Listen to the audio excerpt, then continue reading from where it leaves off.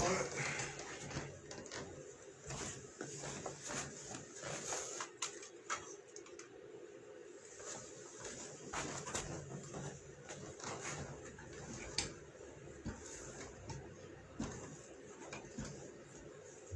up, everybody? What's up?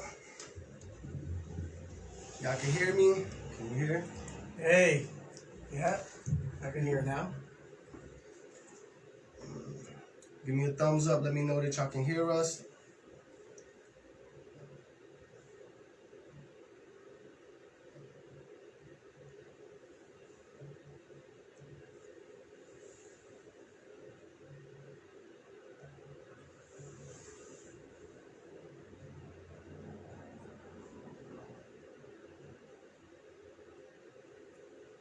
We good? We good?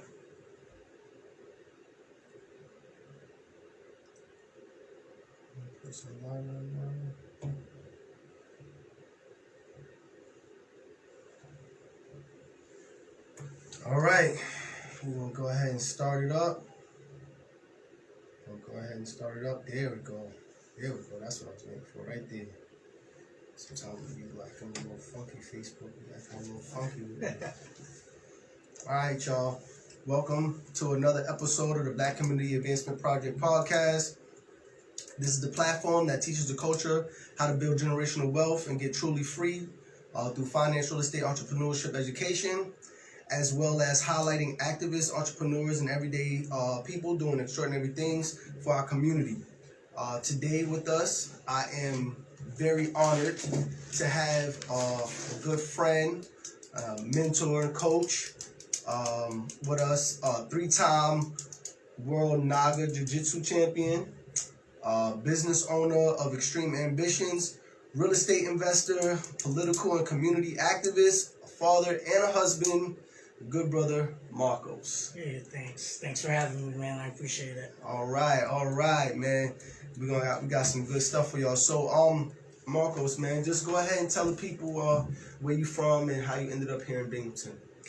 Originally, I lived in Mayagüez, in Barrio Limón in Puerto Rico.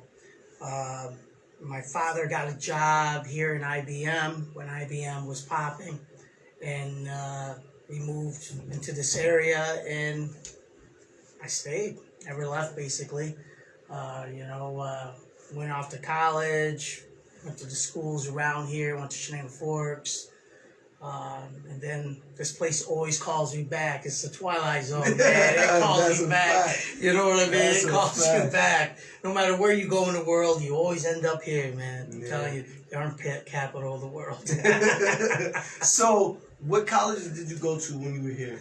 I went to Davis College here. I was going to become an ordained minister. I actually graduated from Davis College. I am an ordained minister, but I haven't been practicing the way I'm supposed to because my call wasn't, back then, the calling wasn't there. I had too much happen in my life. Right. You know, my father ended up passing away, then my mother, then my brother, and I just had my fist up in the air like, God, here I am trying to serve you. Why are you doing this to me? So I ended up falling and selling drugs and doing things that I wasn't supposed to do, going to the bars, being a womanizer, all that crazy stuff, man. And it kept me here. It basically kept me here, doing no good. Wow. I didn't even know some of that stuff. Yeah. Wow, man, that's kind of...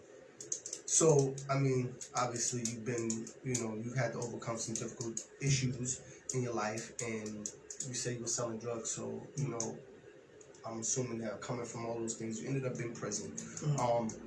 So tell the people how you got through that and how you came out of that stronger. Okay. Well, I was young and naive. I was trying to keep up with the Joneses, basically, per se. I wanted beautiful cars. I wanted beautiful houses, but I didn't want to work for it. I had a spirit of entitlement.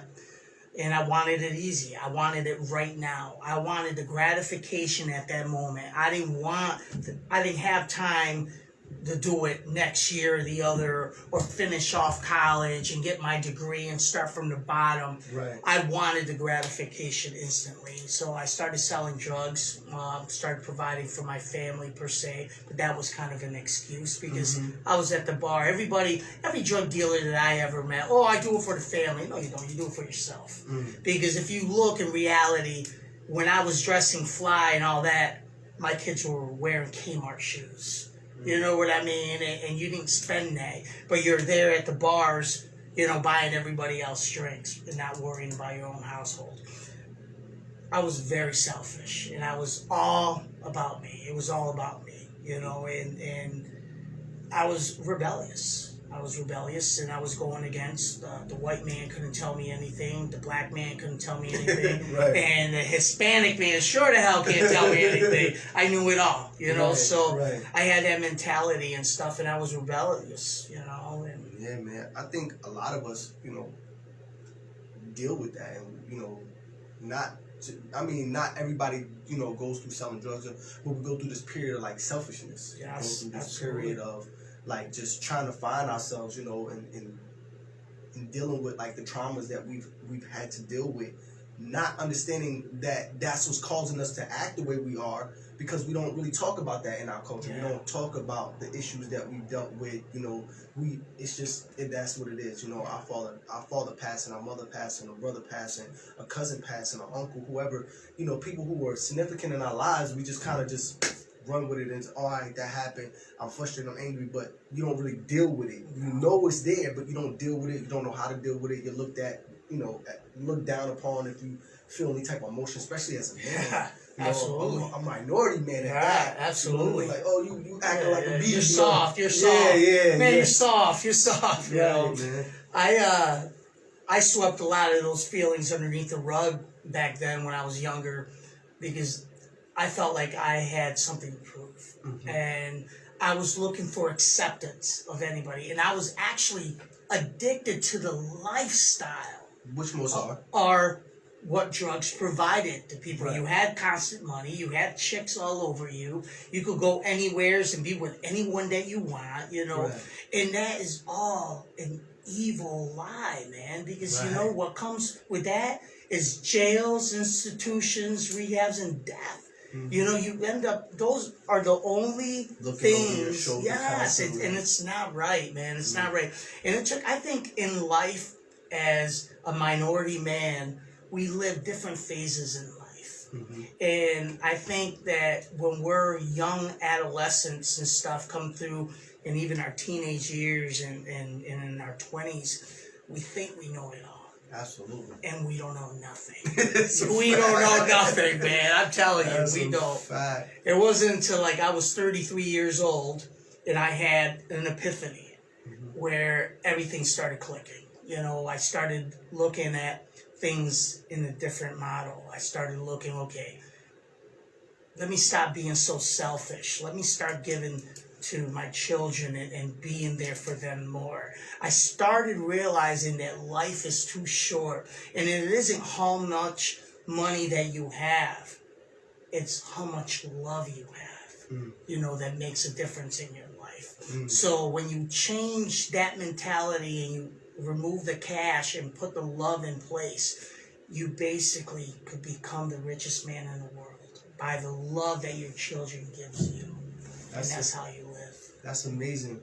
And that's, because people hear that and they think it's cliche. Yeah. Right? Yeah. They hear that all the time and they think it's cliche. They think, oh, well, you got mad money, so it's easy for you to say that. You know what I mean? So to have somebody that's more down to earth, not counting pockets or doing anything like that, but, just have somebody that's more down to earth and they can say, look, I've really been in there. People get to see you, you're real, because those people who talk like that, normally, we don't feel like they're accessible. Yeah. Right? So we're like, we hear the Tony Robbins and, and you know what I'm saying, the Eric Thomases and stuff like that, and you're just like, yeah, but they don't really feel like it's relatable. So, okay, through all of that stuff, right? You became a 3-time world champion. How was your journey into becoming an MMA fighter and just starting? It started when I was like 5 years old with my father. my father. 4-time world champion. Yeah. 4-time. That's right. I forgot. Go ahead. Just before we get to so you're a 3-time jiu-jitsu world champion in Naga and gi, and a 1-time no-gi world champion in Naga. So 4-time. But my father basically made me take Sambo when I was little. He had Sambo. Sambo is a Russian mixed martial arts that's similar to jiu-jitsu with wrist locks and ankle locks, and it's basically the Russian military, the Soviet Union, use it for all their comrades. Okay, right. And so this man moved to Puerto Rico, and he was a good friend of my father, and he trained my father. My father used to make me sit there. I'd rather be climbing trees in Puerto Rico or riding my bike, or back then a big wheel. You know what I mean? Ride my big wheel and stuff, but he made me sit there, and I used to be so angry. I was so mad, and I hated it and stuff. And then I ended up getting into folk style, freestyle, and Greco-Roman, got into catch wrestling, that led me into jiu-jitsu and MMA and everything, and I started to realize that, darn, I'm pretty good. I started, being, man, I could do something here, because as a white belt, I was going against black belts in jiu-jitsu, and I was beating them.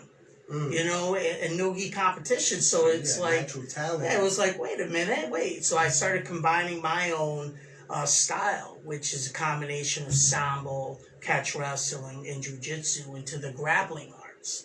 So, I have 43 years of grappling arts. Wow. That's a long time. Bro. That's a long time. That's a lot of experience. That's a long time, yeah. Don't grab this guy. That's your best bet. Just don't get close. So why you didn't just stop after your first one though? Like, I mean, anybody. One thing I think that got me is how many I could get.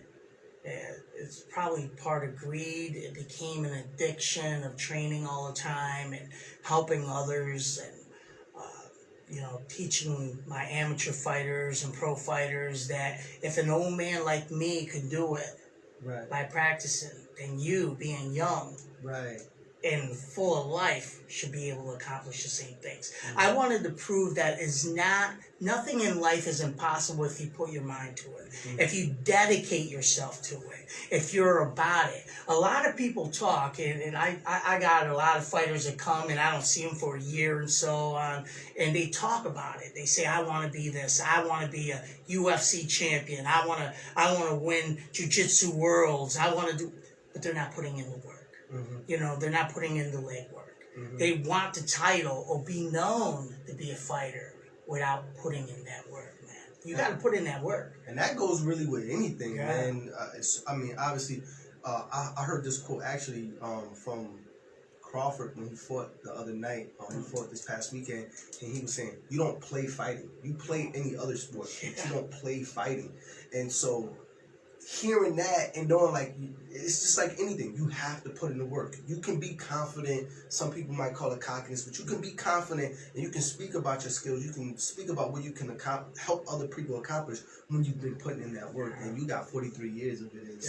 And world champion belts under you. So I think you're more than qualified to talk your talk, man. It's about being humble too. You know what I mean? Just because God blesses you with something like that doesn't mean that you take it out of context. A lot of people walk around with a chip on their shoulders.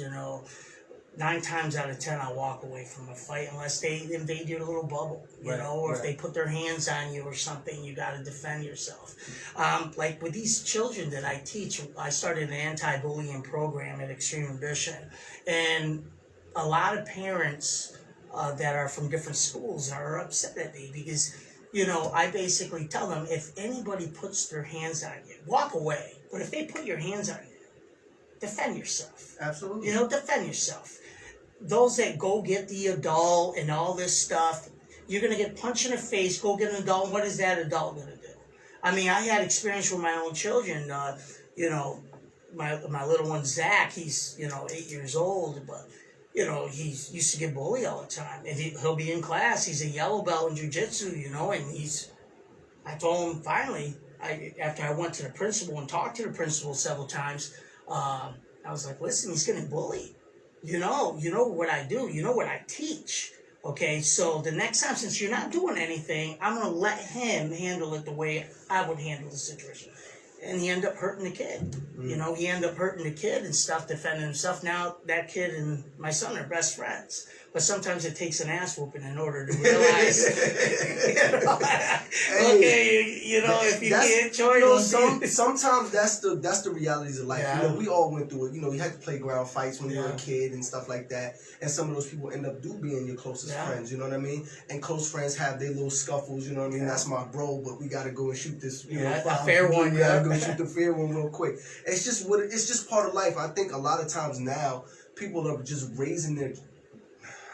To be honest, I just think they're raising a lot of punks, man. Yeah, they are. You know what I mean? They're sissifying. They're just making it like where you, like it's okay to just not fight or not to be soft. No, it's okay to defend yourself. It's okay to put into that. You know. You know what's crazy? It's actually the government that sissifies everything. Everything is bullying this, bullying that. Okay, but they're giving ribbons for 6th, 7th place. When I was being raised by my father, nobody ever remembers who takes second, man. Right. They remember who the champion is. And they try to soft our community so we don't uprise against them, period. So they basically give you participation trophies. Oh, good job! You went to 10 practices! Woo! It's like, dude, I mean, you can't even, shoot a jab right without recycling it, Right. It's just, I think our community became lame. Yeah, it really did. It became crazy. Lame. I mean, if there was a foot war right here, right now, it'd be bad. Wow. Yeah, I know. Wow. I mean, I don't watch that stuff. Wow. Like, I'm not a world star type of person. Yeah. But like, sometimes I'm on Facebook and I see some stuff come up on my Facebook feed, and I see these guys out like throwing these, and I'm like, that's a fight. Yeah, I know. It looks like a push match. You know what's crazy that I noticed is like, throughout the years, the government been trying to program us to turn our guns over and all this stuff, and trying to de-arm us so we don't uprise if they became a tyrant, against our rights and taking our constitutional rights like they are doing right now. So all these liberals and I'm sorry, but I call them tree huggers because they hate this country, but they have an easy access to get out. You know what I mean? They hate everything about it, but they're right here. They complain about it. Let's defund the police. Yeah, we don't need police. We don't need anything. They're the first one to call 911. Let me punch them in the face one time and see who they're going to call. Okay, they're going to call 911. But this is the same people or the same thing that you're trying to defund. I mean, they're not realists. A lot of them are not realists at all. And the thing is, they can't even fight. You know what I mean? If there was a war, they can't because they're I don't know. Maybe I'm a little biased a little bit. I mean, there's two ways to that. I mean, because I don't think people are saying defund the police just because they're saying defund the police. I think they're saying the over funding or the protection that's given through the funding, right? So they have like this free range. I have a badge, so I can do whatever I want, and that's the issue that I know people are seeing with the police. There's bad eggs. It doesn't matter if you can't really have bad eggs. Yeah, there's a lot of bad eggs. There's a lot of Hispanics. You can't have. There's a lot of Hispanics that I seen with a badge that have what I call Napoleon syndrome. Where they think they're above the law. You have a lot of whites. You have a lot of blacks. That's why I don't think they say defund white police. They're just saying defund police because it's within the institution that there's the issue. I think defunding for the world's toughest job is kind of saying like let everything fall apart and let the crooks run the world per se, and there's no law and order. Just think about this. Imagine your little daughter. You're not there. You're across sea, and she gets raped. Lord behold, that doesn't ever happen. But you know, how would you handle that situation? You would want the police to handle it appropriately. And I think by defunding police, people are risking their lives, and they have families. I mean, you have somebody getting millions of dollars for bouncing a basketball that's not protecting anybody, for entertainment, you know, and you have these guys that are going out there. My son was a police officer before he quit. He resigned because he didn't like the politics that were involved in it. You know, I'm for funding police officers because it keeps us safe. Our majority of elderly feel safe that way. Police patrol on certain things. The thing is don't break the law, man. You know, in life, don't break the law. I used to be. The laws. Yeah. They can. You know, they got a lot of laws, and they can play with them. Yeah, they play. They do. So, but the thing is, us now as adults, we don't break those laws anymore. That when we were younger. Yeah, but it still doesn't stop them from. It still doesn't stop them from not harassing them, treating me like I broke a law. Yeah. Right. And I that's think. the issue. Yeah, I think a lot of it, since I know a lot of these officers and I train a lot of them. You know, I train a lot of them in self-defense and stuff and how not to get their gun taken away and stuff like that, that I'm able to see both sides now. Where when I was back in the streets and being a riffraff, a hood rat back in the day, I didn't see that. And I never really did my own research. I never did my own investigation. I took the word of my so-called friends that weren't really my friends. And so I lived a biased life.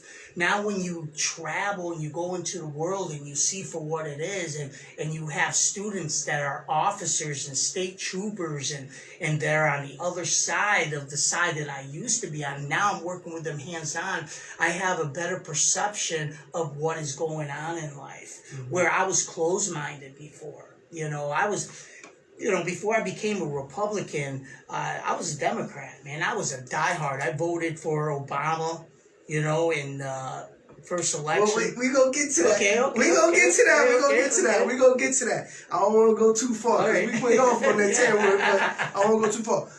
I do want to talk about because you opened up a gym in Endicott. Yeah. You know what I'm saying? And so just give who are some of the people you trained, because you've been out there for a little bit of time now. You've helped a lot of people. So I actually, by law, I'm not supposed to be telling any names because of contracts and stuff like that. Because there were other affiliations, or there's been several UFC fighters and some in Bellator that I had the privilege of coaching and stuff, and it was a privilege, But I walked away basically from that lifestyle because that's a whole different spirit of its own. I mean, being among celebrities and stuff like that, and being constantly on the TV, that stuff goes to your head and it puffs you up, man. It puffs you up with this fake facade, this spirit of entitlement again. Where you think your shit don't stink, and it's not right, and it wasn't until I came to the cross that I realized that I was living a complete lie. Even though I was living in truth, but it wasn't the truth.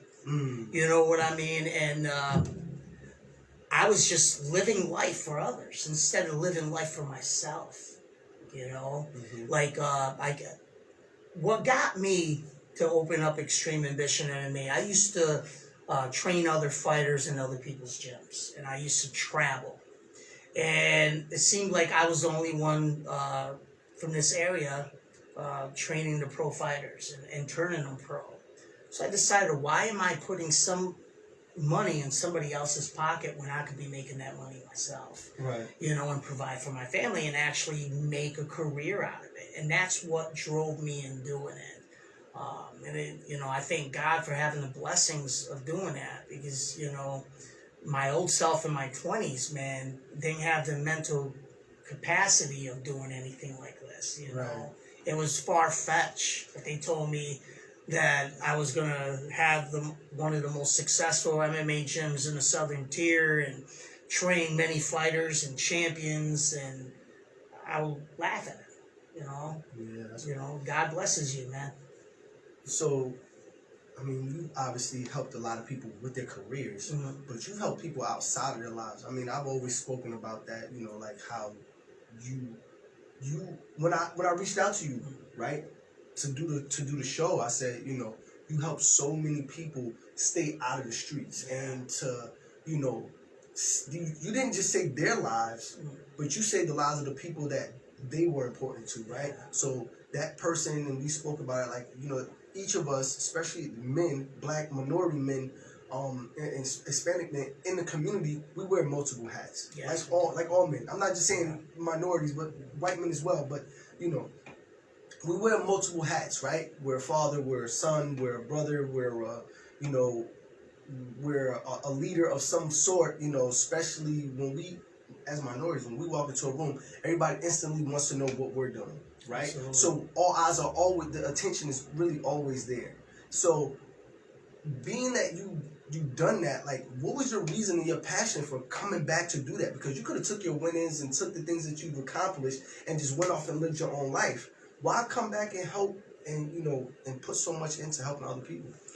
Well, I lived a life that was wicked, man, and I wanted to give back to the community, to the same community that I stole from, that I robbed from, that I poisoned with the drugs that I used to sell back in the day and stuff. And I'm trying to do my wrongs and turn them to rights and teach today's youth, because today's youth is tomorrow's future. Absolutely. And I, hands-on, not coming from a book, I could tell, hey, I lived this life. I did this. Right. But look at me now. Right. Look at me now. Look at what God's blessed me, because I put my belief in believing in God. And that made me change who I was. I actually shed that skin of the snake that I used to be. And, those are many spirits out there in the world that people don't realize, man, that, we have to shed them. We have to, kill that spirit, man. We got to wash ourselves. Yeah, we got to wash it. We got to be baptized of that and actually come into truth and come into the light, because the path of darkness is wide and wicked. And everybody falls into it, man. And I wanted to be a candlelight for those children, man, to make a difference, that they don't have to make the same mistakes that I made in life, man. And it became a passion. Then I started working with special needs and stuff, and that touched me in a different way. It's like, when I started working with special needs,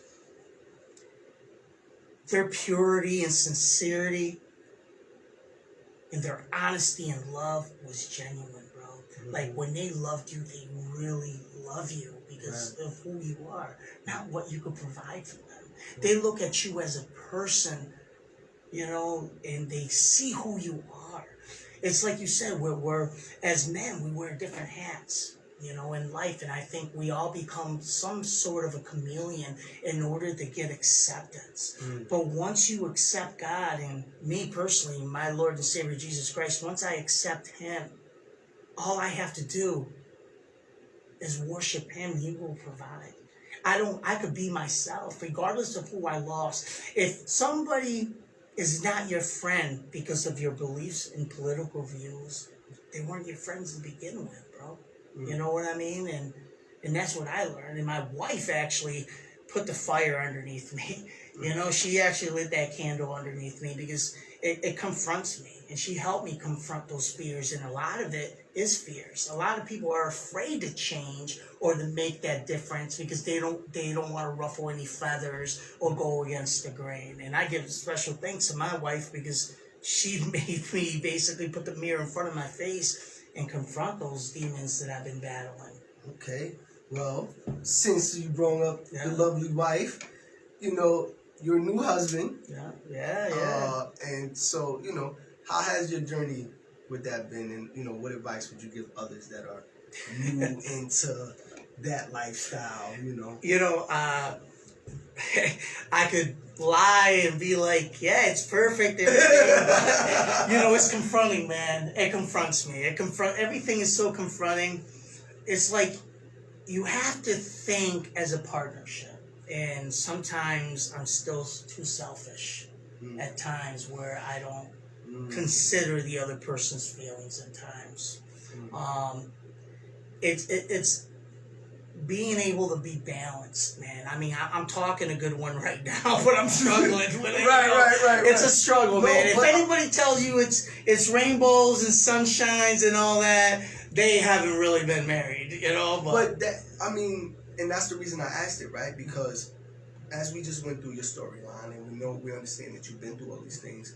You know, there's a lot of people out there who maybe they've been through some of those things, maybe they haven't, but they're into this lifestyle. Some people feel like, yo, marriage is not for me. Yeah. Some people, you know, I was one of them. You know, so it's like, so for people, right? So, you know, there's a lot of people out there struggling with that, and so maybe they can find some solace in what you're saying, or just say, okay, I'm messing this up right now, but there's still hope, or, you know what I mean? Like, so it's good to have people, like, you know, speak on that, especially when it's new, because when it's new, that's when it's still, like, a lot of figuring out, and, you know what I mean? You know, to God be the glory.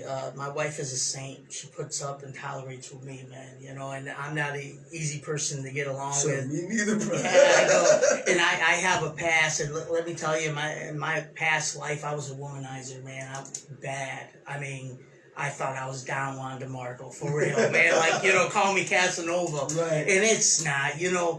And you can see a lot of times now in the position that I am with Extreme Ambition and helping the community and being in the news and being in the public eye, they gravitate towards that. Mm-hmm. And even certain friends that you think are friends, they only gravitate towards you to see what they could get or what you could provide and help them with.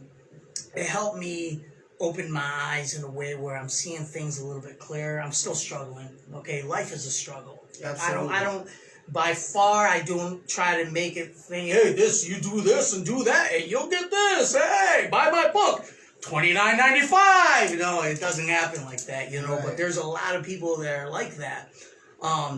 With my wife and me, we have our issues and we have our struggles, but we have the love, and we put Jesus is the center. My wife is actually a pastor. She helps me confront me when I don't even want to be confronted, you know, and the thing is, it's like, unless we confront ourselves and realize where we want to be in life and put that plan into action, we're going to fall every time. We're going to fall each time.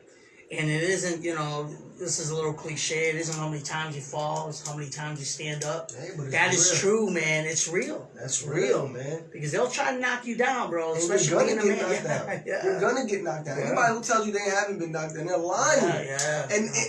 You're never gonna. It's never gonna be like, okay, I got knocked down this many times. I'm good now. I'm never gonna get knocked down again. No. There's gonna be new challenges. Yeah, absolutely. New things that's gonna come up, and you're gonna have to, you know, overcome them, and sometimes you're gonna stumble in that process. So, absolutely. I mean, that's just what it is. So, you know, just thank you for, you know, elaborating on that for some of the people, man. Now, you know, we touched on a few things, and obviously, you know, you have what some would call a controversial view on politics, right? One of those being that you protested the business lockdown and you refused to close your doors. Yes. So just tell people like how that was and what you did, and you know, how did you stand out with that? Well, our great governor of New York State, he decided to put an executive order until all businesses closing down for this COVID. People that close down really don't know the law, because an executive order is not law, because it's unconstitutional for them to close down your business. It really is. It really is. You know, unless it's, you know, war on his land and they declare martial law, they have no right.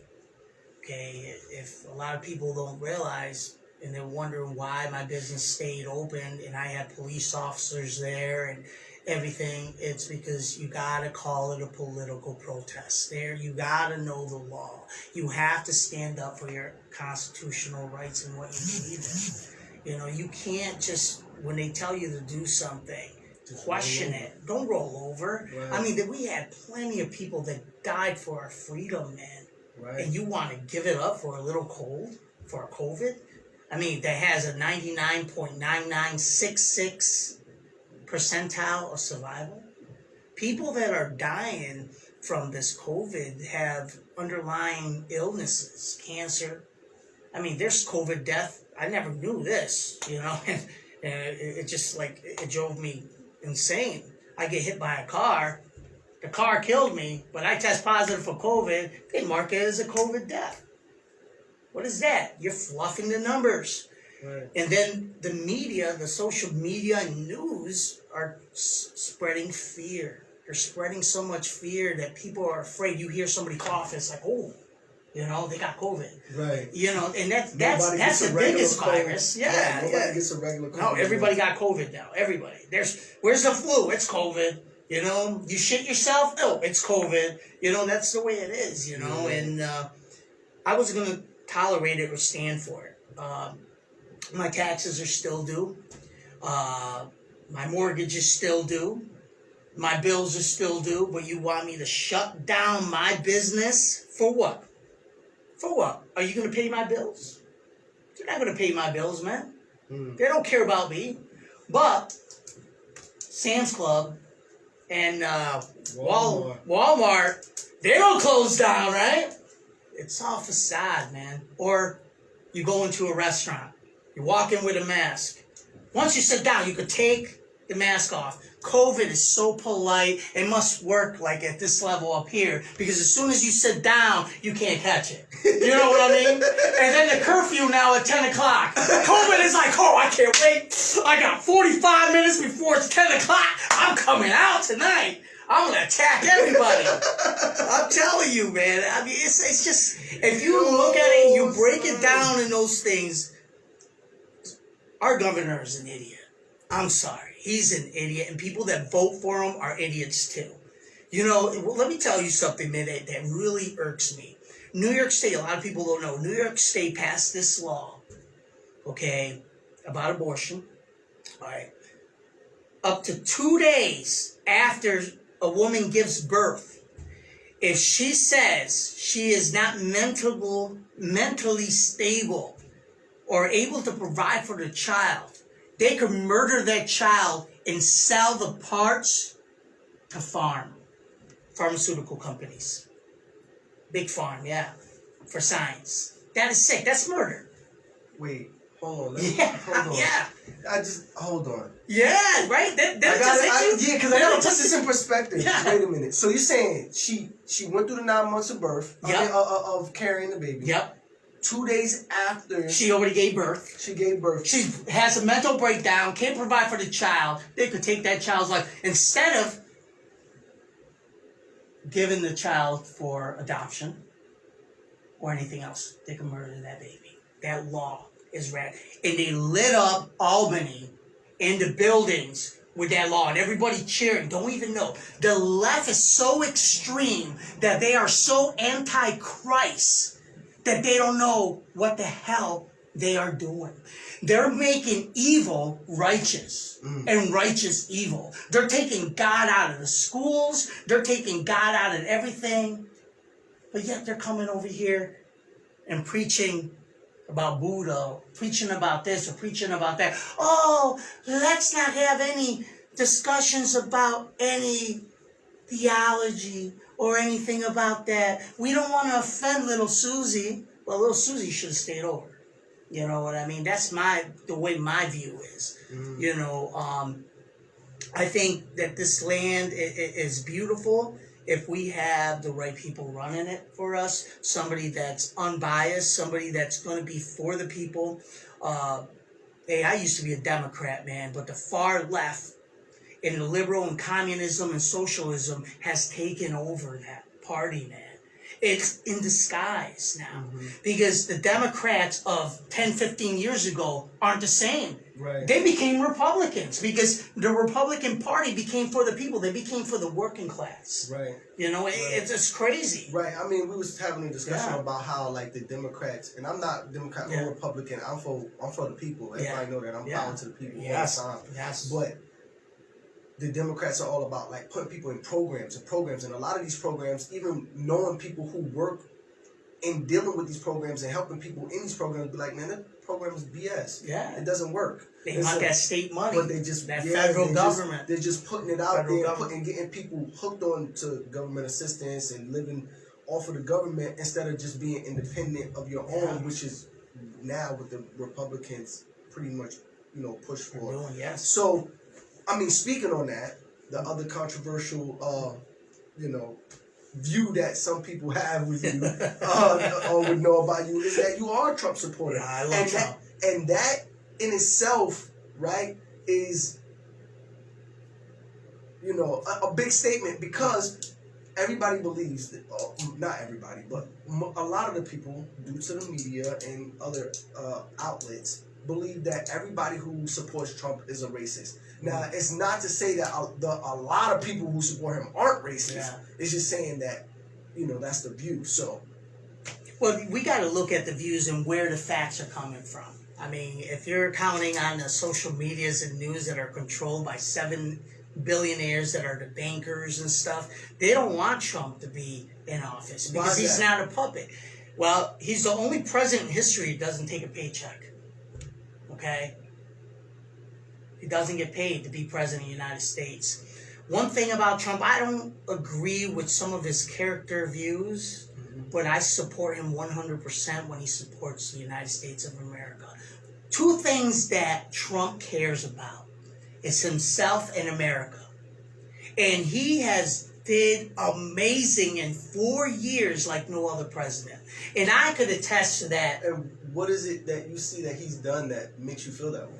Okay, well, being a business owner of Extreme Ambition MMA, during the Obama administration, the business was paying over $58,000 a year. Okay, in taxes. Okay, that's more than most people make a year. Yeah, and that's how much we were given to the Obama administration, basically, for taxes for the IRS. But here comes the orange man. Obama. I did for the first time. The second time I didn't. But he still got in there. But then the little orange man got in there. And guess how much I was paying taxes per year? In 4 years, okay? In 4 years, each year I was paying under $15,000 a year. What's the difference? Yeah, that means I have more money. Yeah, for like 42. Yeah, I mean, go figure. He's for the working class, for people that work and want to provide. I mean, a lot of the left is for controlling the people. How do you control the people? Control what they believe in. Let's give them everything that they need so they don't uprise against us. Okay, it's a way of control. I mean, Department of Social Services, all these programs that are out there is to manipulate the masses and keep them fat. Instead of, you ever sit back and actually look at our surroundings and who's who and who's doing the most complaining? Are the people that feel like they're entitled that don't do it. You notice that? A lot of people that, if you look, a lot of people that want to control, they want to call Trump a racist, are racist themselves. You know, they're racist themselves, which is crazy. Oh, if he wasn't racist, why is he building that wall? To keep MS-13 and murderers and cartels from entering the United States and polluting our streets and our youth and our kids that are dying of drug overdose left and right. That could be it, maybe. Or keeping sex trafficking out of here, having them come over the border and stealing our children and bring them back to Mexico. Do you know that Donald Trump is the only president in United States history that went against drug trafficking and found and prosecuted these trades? Do you know that Donald Trump is the only president that's not supported by bankers and the wealthy that run this country? Do you know that Donald Trump supports minorities as blacks, Hispanics, and anyone that is considered an American citizen? He's for. There's so many programs. He did go over and help get what was it, Travis Scott or whoever it was out of jail because he was an American citizen. Exactly. Donald Trump, listen, he was a womanizer. Okay. All right, that was his past. Everybody could change. If I want to judge somebody from their past, they don't belong in your future to begin with. I think he's a businessman. I think people aren't judging him on his past. I think they're judging him on his rhetoric and the things that some of the things that he said. I mean, obviously you said that you don't support, all of his character, decisions and whatnot. But like, his rhetoric, and we know that Donald Trump didn't make America racist. He exposed it. He let go of the swamp. He is draining that swamp right now, bro. But there's going to be so many upset people. He's like feeding like the rhetoric. So like his rhetoric feeds like the pride of. He is a prideful individual. But you know what? To be an American and be the strongest country in this world, you have to be prideful too. He's not afraid to say no. He's not a puppet. He's not a yes man. He will tell it how it is. He doesn't sugarcoat things because he's not a politician. He's a businessman. Mm-hmm. We had the best economy ever in United States history, okay, before this COVID, this fake-demic, I call it, okay, happened. Mm-hmm. And, the left wanted to bankrupt America. They have a plot to bring in the one world order government that you see now by 6 feet distance, wearing masks, going to a cashless society, trying to mandate these vaccinations, not having any cash anymore, being dependent of the government. Welcome to the New World Order. And that's what they're trying to do right now. I mean, if you just looked at just those things, if you didn't look at like the person or all of that other the policies, look at the policies. If you just looked at just those things, I mean, that is kind of scary. It's scary. It's scary. I'm not gonna lie, and everybody know I'm proud to the people. I love my black people. I'm never gonna support somebody that's racist. Yeah, that's a racist. But if you were just looking at the New World Order type agenda that you see, like 6 feet and cashless society, all those things you said, like you would say, like that's spooky. I'm not gonna go for that. But they found ways of conditioning us to go for it. Well, the thing is, right now, they sissify our community. They don't want any big mouths like me. I'm the first one to scream. I'm the first one to go to the news. I'm the first one to everything. I am going to defend the Constitution, my constitutional rights to be an American. Okay? I have family members and everything that died for the freedom, for the very air that we breathe in. And I will not roll over. I'm not a coward. I will not obey. Okay? I will not submit myself like a sheep led to be slaughtered. Mm-hmm. Because if you look at history itself, look at what the Nazis did.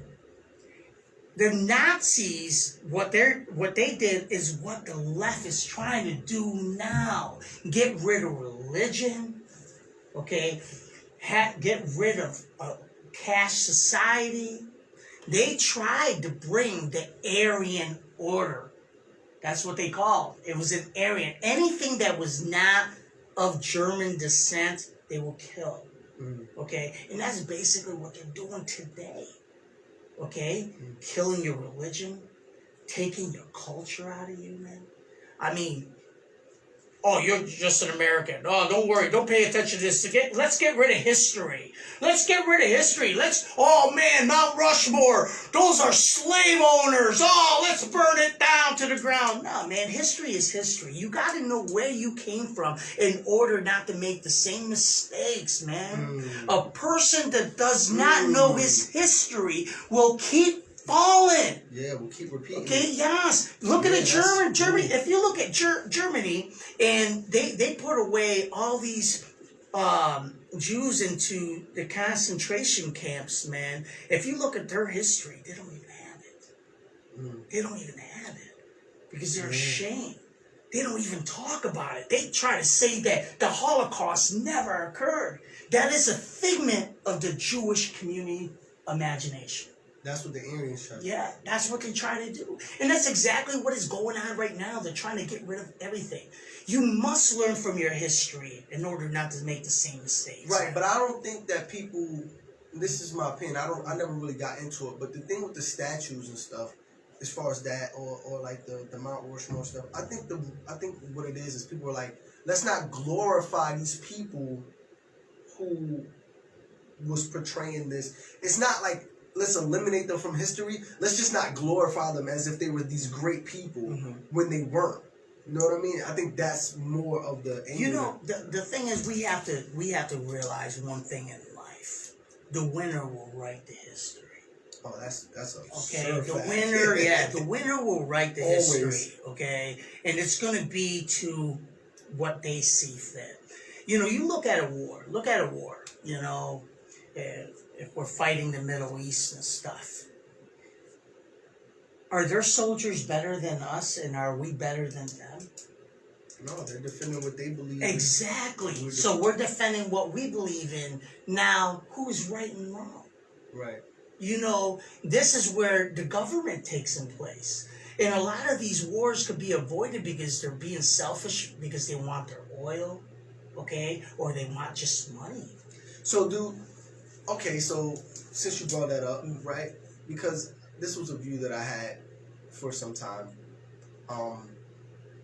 The people who, you know, the brothers and sisters over in Iraq who were over there fighting, and okay, I get it. Like, we're Americans, we're going over there, we're fighting.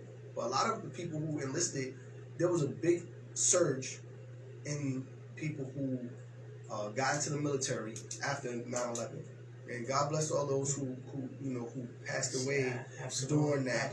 But it was kind of proven that they didn't do that. It was a conspiracy, man. Right? And so, going on that, but a lot of people enlisted and went over there to fight because of that, right? Oh, my so-and-so died. Oh, they attacked so-and-so. And so they went over there, and some people died going over there, and then that caused more people to join and enlist, right? But what about the people that's over there that's like, yo, you destroyed my home, you destroyed our libraries, you killed my cousin, you ran in my family's house and put a gun in there, and their children had, my nieces, my nephews.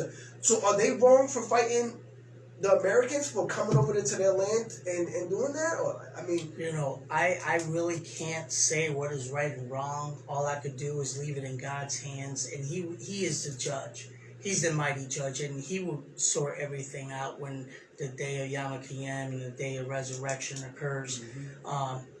He will guide us, because everybody is going to lie to us. You know, one thing that I learned since I got with my wife and stuff is that everybody's a liar.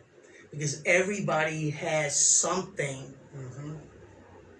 that they want from you, in a way. Okay, absolutely. They're gonna lie to you, try to impress you, try to do this. They're gonna be a natural liar. Let them prove their worth by the fruit they bear. She always says to me, you know, you could tell somebody's character. Yeah, she says you could tell a person's character by the fruit they bear. You could tell the tree. You know, and that makes a lot of sense, you know, and I used to laugh at it and just think, she's just talking because she's a pastor and she doesn't see the way I see. And, but no, she sees clear. I was the one with the veils over my eyes and easily manipulated, you know. But to get back on that aspect, man, I think both sides are being manipulated. That's my personal opinion. They each have a good cause to fight, but if they're just taking life just to take life, it's wrong. Murder is wrong. Right. You know, the Bible says it. My law is the Holy Bible. Okay? My rules of my life now, being a born-again man, is that Holy Bible. Do I read it the way I should all the time? No, because I get caught up in life and I get so busy. But I pray every day. You know, I pray every day. Well, there's no... right or wrong way that you could pray. I mean, everybody has the connection to the Most High. That's my belief on it anyway, right?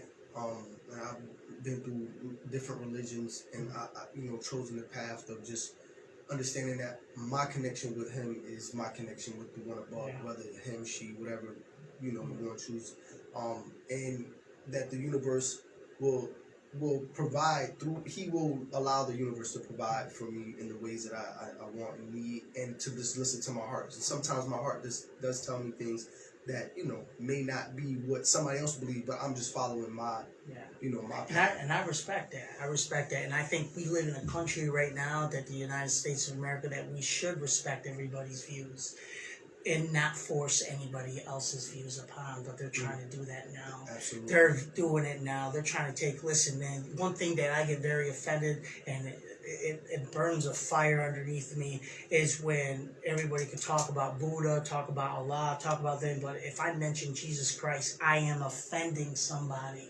There's a problem. It's like, oh, I'm like the enemy. Right. You know, and why? If I'm okay to listen to your views, and I'm not forcing my views on you, how are you judging me for my views and the way I live? You can't. You're being a hypocrite. It's like, you know, let's touch a little bit on some of these racist groups that are out there that they don't even realize are racist. There's a big group right now, man, and they are being manipulated, and they don't even realize that the funding they're getting is from the extreme left, from that George Soros, whatever his name is, this multi-billionaire. He's the founder of this group, and they're thinking that they're making a difference for Latins and Blacks. And they're trying to create division, because the United States and the far left believes that a country, they already know that a country united will stand, but a country divided, they could conquer. And that's what they're trying to do with today. You know what I mean? I have some friends that are part of that Black Lives Matter, and you know, it's a good cause, what they believe in, but they've been manipulated. Absolutely. You know, they've been all lives. Jesus Christ came and died for whether you're black, yellow, green, blue, it doesn't matter. What about the lives of little kids? Do the babies' lives matter? But we know that, and it's the same. I mean, it's the same fact. People, like you said, we understand the group and its cause. Maybe we understand that there's going to be some, and I think that's in England and everything. We got, you know, because even in Christianity, you have people who, you know, like, wow, you're saying you're Christian, but you're like, wow, you're way out there. You know what I'm saying? And then you have, you know, and that's in every group. Muslims, Christians, you know, Buddha, whatever, you know what I'm saying? But the reason it's the All Lives Matter was an issue for people who were saying Black Lives Matter is because people who said All Lives Matter refused to say Black Lives Matter. And Black Lives Matter, White Lives Matter, Green because Lives Matter. Because people who are saying Black Lives Matter you will never hear somebody that's saying Black Lives Matter say, well, Black Lives Matter and white lives don't matter. They're not saying that. But what do you feel? What is your take on what they're doing? Like right now with this Trump rally that just occurred down in Washington, D.C., of them just going out and creating mischief, knocking out old men. Well, and you all know this what? stuff. I think that there are, like you said, there's a purpose of division. So I believe that there are other. They're being manipulated, right? Right. I believe that there are other people that are being implanted in the group. Yeah. To go out and do those things, and then they give a bad name to the whole situation. Yeah. I mean, they did it with. That's how they destroyed the Black Panthers. Yeah. Anything that was, they saw that there was going to be camaraderie and strength within the minorities. They said we can't have that, so we need to. And they paid them. Radicals. They right. got paid. So they were getting paid. Yeah, you know what I mean? So we know. Hey, are you gonna knock this old man down? Okay, put this T-shirt on. Here's $100. Go knock him out. They literally have that on camera. Right. That's ridiculous. That's absurd. So that type of situation, that's why it's, you know, that's why the All Lives Matter and the Black Lives Matter thing touched, because people would say All Lives Matter and they'd be like, okay, but do Black lives? Yeah, all lives matter. But then when they wouldn't speak up for Black people when it was they okay, need to. Where is the All Lives Matter when it came to us? Yeah. You're only saying that when it. Oh, what? Then there's an excuse. Oh, but that person was. Oh, the biggest one excuse that I hear, and one thing that I see as far as facts, because everything that I do, I actually research myself. You know, in Chicago, prime example, it was over 16 people that got killed. by a black gunman. They didn't put that in the news. A black man went up and killed this little 5-year-old white boy. Shot him point blank right in the head. You didn't hear nothing. They put it all through Facebook, but you didn't hear it on social media. Yeah, I definitely saw that. Yeah, no, but it wasn't on national television. But the Floyd, that whole incident, that was anything to fuel. But see, that was because as a police officer, as a person who takes a certain oath, you are held he overextended. You're held to a higher standard, whether you like it or not. Once you take on that oath or you take that badge, you are saying you're here to serve, protect, and serve. So when you overextend that, or when you feel like, well, I'm a cop, I'm gonna be able to get away with it, that's where there's an issue, and that's why people have issues. You know what's crazy is that, in my personal opinion, I think Floyd probably slept with his old lady because they knew each other. They worked at the same club. I guarantee it.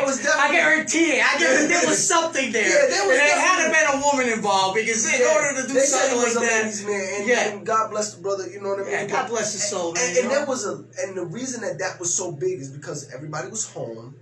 And we were on quarantine. Corona, So everybody was forced to see it compared to if that had happened 8 months prior, it probably never even been, because that type of stuff was right, because those type of things were happening all the time, but we had so much distractions that it wasn't being put on the forefront, But all right, so we know all this stuff, and we talked about that. We talked about the fact that you are a business owner, and you did the MMA. You also do real estate, right? So where did your financial literacy come from as a fighter to going into being business and being a real estate investor? Well, actually, I can't take complete credit on that. Actually, I have a wonderful wife that actually was very knowledgeable and stuff, and I had the inspiration and dreams before of doing things with real estate and stuff like that, but it wasn't until she basically opened up my eyes. And, she's very good with numbers. She's a very intelligent businesswoman, and she helped me realize what was worth investing into and what's not. A lot of things that we have to break down in life is whether something is for us or something is not for us. If something is a liability or an asset.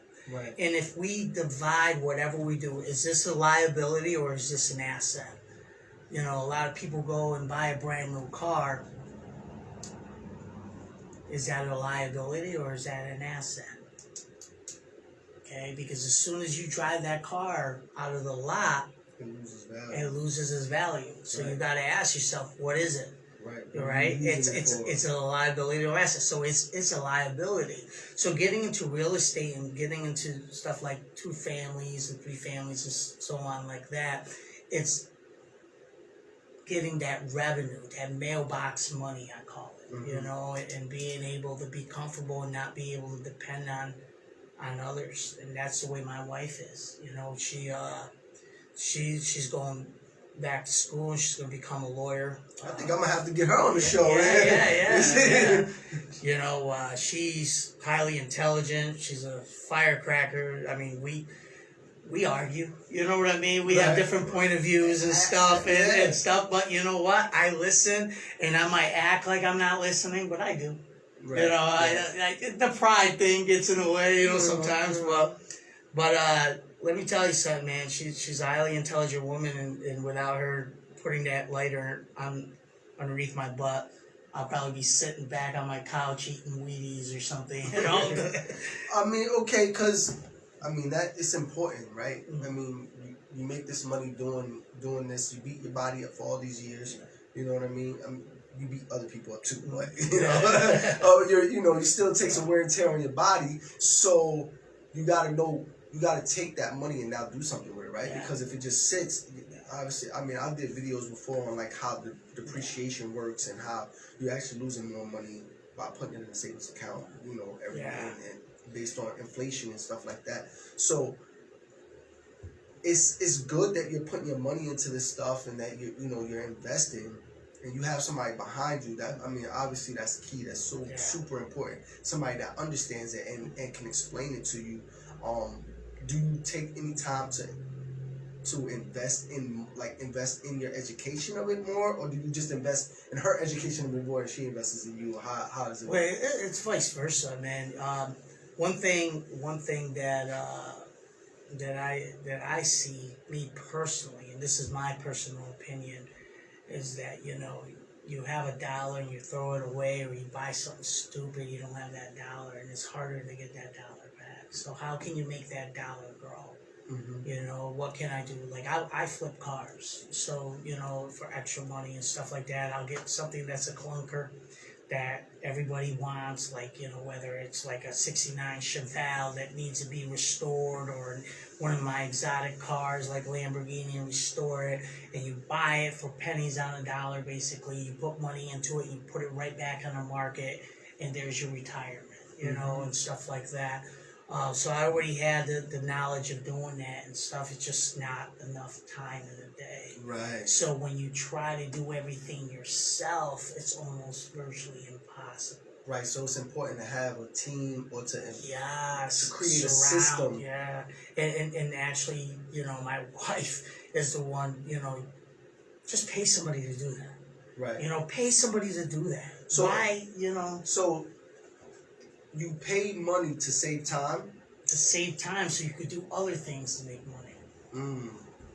I know, right? No, I wish I could take credit for that. I try to tell people about that very thing. Mm-hmm. Like, yo, listen, I would rather pay somebody this amount of money to do this, because that even if I knew how to do it, or sometimes I don't, and I can take the time to learn how to do it. Yeah. But I'd rather take somebody who already knows how to do it. And now you free your time. And free my time up to do something else, to be making more money or to do whatever. Yeah. So and I say this all the time, the most important quality commodity that we have is time. So it's the one thing that you can't get back. Exactly. So how do you maximize that, right? And put yourself around what's really important. So what's next for you? What other projects do you have coming up for the community, for yourself? Well, we want to start an Alateen type program for teenagers that come from broken families and high risk kids. We're in a process, if God blesses us, to purchase another building for a church. Where my wife will be ministering, and myself, and helping the community and giving back to the community. Also, I'm tired of complaining, and I'm going to get into politics myself and actually run for office. I'm going to start probably becoming a councilman and take that route and maybe become mayor of Endicott. All right. If I want to make a difference, I have to stand up and do it. I got to put position, And I know a lot of my friends, they tell me, but Marcos, you come from this past. I go, it's because of that. It's because of my past that I'm going to be powerful and running. Because people could relate. I'm not this fake facade, and I'm not a politician. Right. I'm a business owner. Okay, and I know what needs to be done in order to make all the businesses on Washington Ave flourish, and what is wrong and what is right. I mean, once you have that and you come from ashes to accomplishing things around our community and giving back to the community, people respect that than somebody hiding in their office and collecting a paycheck and not doing nothing. That's a fact. Okay? That's an absolute fact. I'm going to be the people's champion. That's what I'm going to call it, but I'm going to be the mayor. That's and mark my word, man, within 4 years, I will be the mayor of Endicott. So, I was going to ask you where you see yourself in 5 years, but obviously that's as mayor of Endicott, which, that might be real dope, man. Just as long as you don't lose yourself, which I don't think you will, because you got a good, strong woman behind you. Yeah, well, she cracks that whip once in a while. I got to listen to her, man. Because a lot of times what happens is people have these aspirations to do those things, and they start off pure and with good Yeah. intentions to really help, but then they get in there, they get into politics, they start rubbing elbows with certain people, and then the money starts to slide, Yeah. or the just little.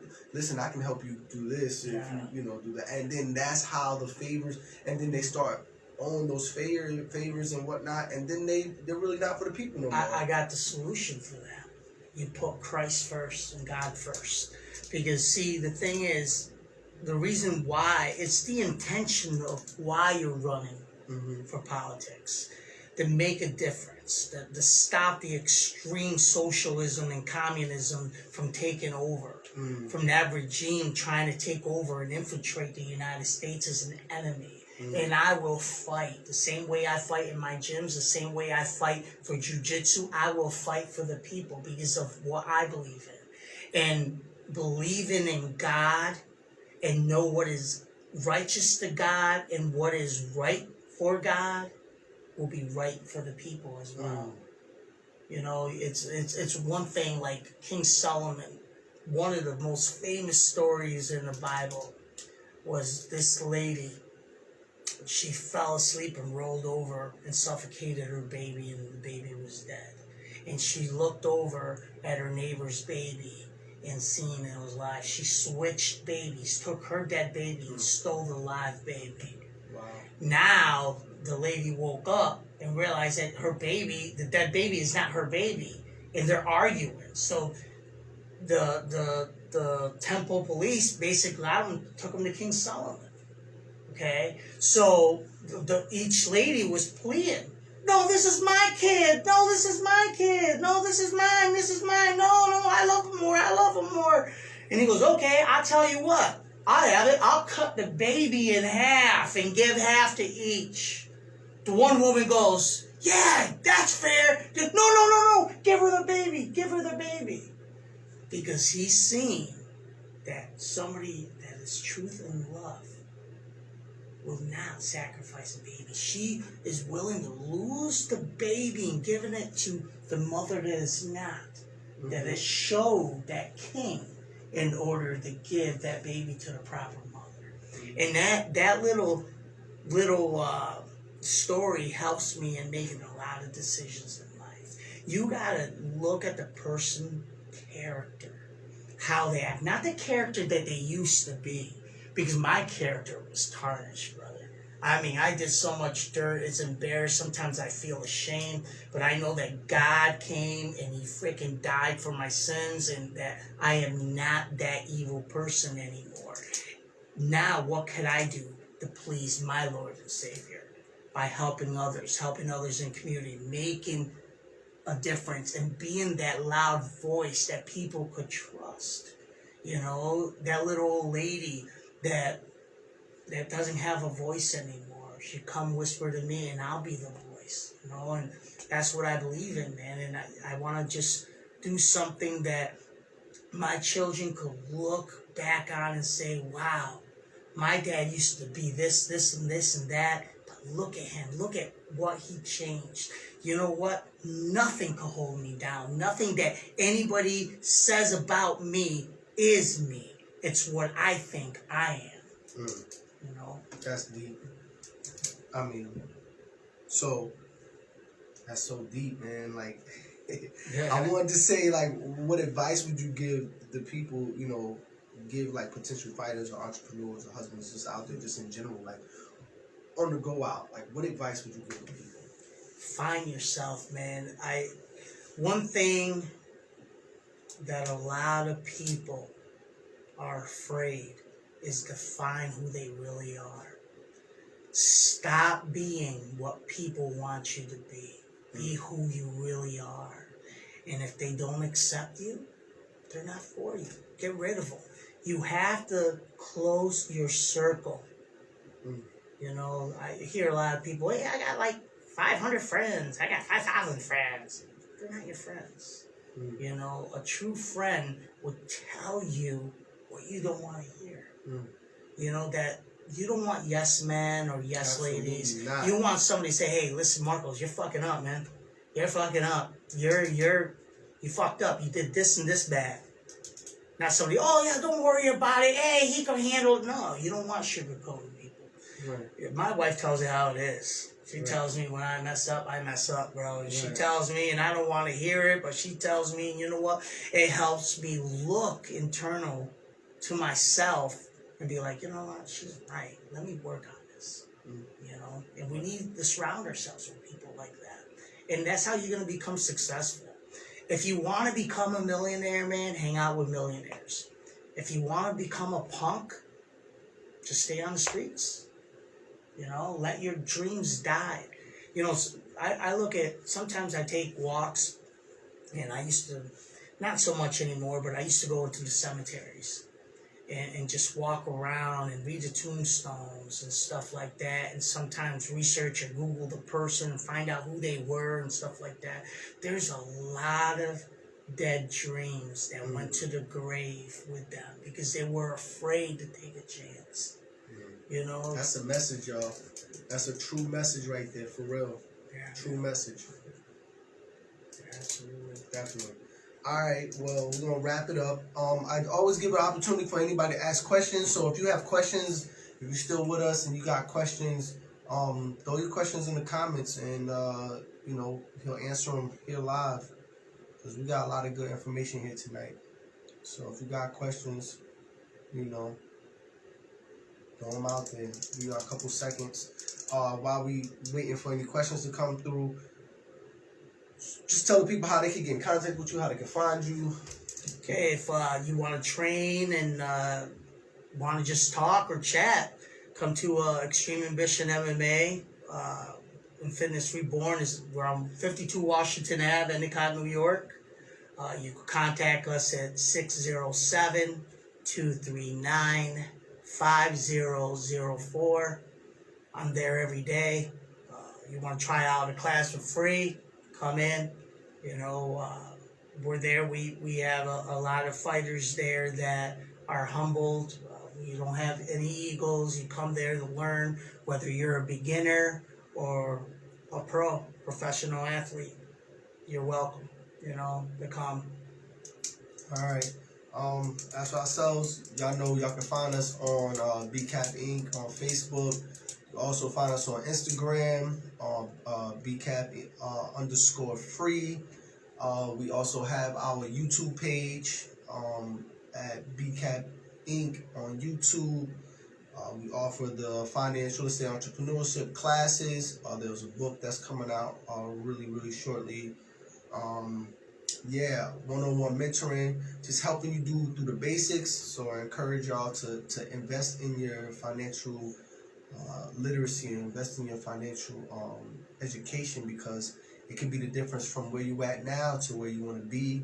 So yeah, that's my piece. We also, if you want to donate any money or to the cause and help us help others, we have the BCAP Inc. 33 Cash App. You can Cash App it directly to BCAP. That's BCAP INC 33. And yeah, that's pretty much it. I appreciate y'all. Thank you for tuning in today. And thank you, man. Thank you for being with us. Thanks. Man. It was a pleasure being on your show, bro. Awesome, man. All right.